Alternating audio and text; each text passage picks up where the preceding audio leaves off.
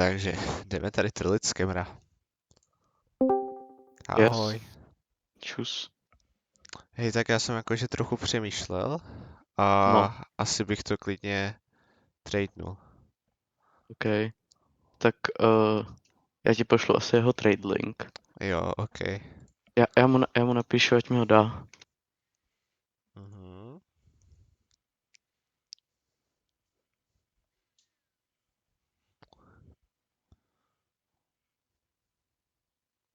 On mi to za minutku pošle, mi napsal. Dobře. Takže za to USPčko, jo. Hej, asi klidně. OK. Mně se ten Glock moc nějak nelíbí. Jo, však jo. Víš, co to je takový cheap skin prostě. Na hovno. Nevím, no.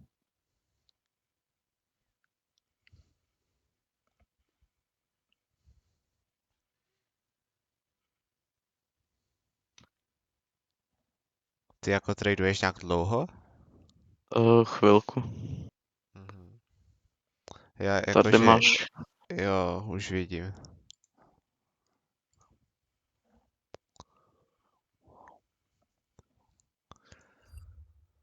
No, to je stejná cena, no. To USPčko má 33 euro. Mhm. Vidím. Já se podívám, jestli tu ještě nemá něco jiného v podobné ceně. OK.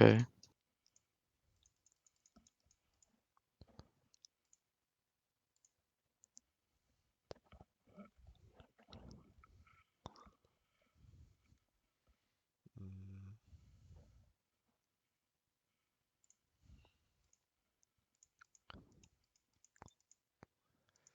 Jo, chtěl bych se ještě zeptat na něco. No. Kámo, proč se snažíš doslova podělat o 200 euro? Myslíš si, že jsem kokot? Yes.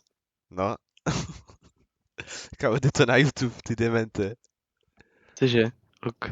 Tak jo, tak čus. Čau.